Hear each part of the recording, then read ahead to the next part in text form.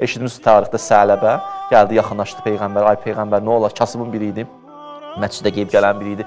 Ay Peyğəmbər, mənə dua elə yaxşı, səndən xahiş edirəm, vəziyyətim dəyişsin, mənə kömək elə. Peyğəmbər dedi, bir gün bir cavab vermədi, ikinci gün getdi, üçüncü, o qədər dedi, axırda dedi, Sələbə,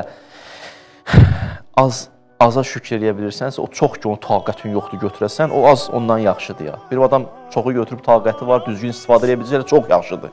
Yox, ay Sələbə, bu azın ki şükrünü verirsən, o çox ki səni azdıracaq, bu az ondan yaxşıdır. Sələbə dedi, narahat olmaya ya Rasulallah, ürəyini sıxma, yaxşı olacaq, sən bir dənə dua elə. Dedə Peyğəmbər ona pul verdi, pul. O götürdü, getdi maşallah, qurdu ticarətini, vəziyyət dəyişdi, da məscidə də gəlmirdi.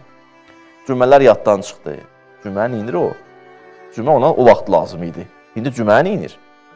Namaz neyinir? Kəlmə neyinir? Allah kəlmə. Əhl-i Beyt məclisi onun üçün maraqlıdır ki. Bir dönəm Əhl-i Beytin qapısında yatmışdı. Da alıb da hacətini neyinir Əhl-i Beyti? Axırda zəkat ayəsi gəldi. Zəkat ayəsi gələndən sonra xəbər göndərdi Peyğəmbər. Gedin ona deyin. Gedin ona deyin ki, zəkat versin. Baxdı vəziyyətə, dedi, belə zəkat olar, adın qoymusunuz zəkat. Nə zəkat? Cizyədir bu. Pul alırsınız bizdən əlavə. Artıq mübarizəyə başladı. Ayə onun üçün gəldi, deyib, fəəqəbəhum nifaqə, münafiq oldu adam. Vədə verdi, əməl eləmədi.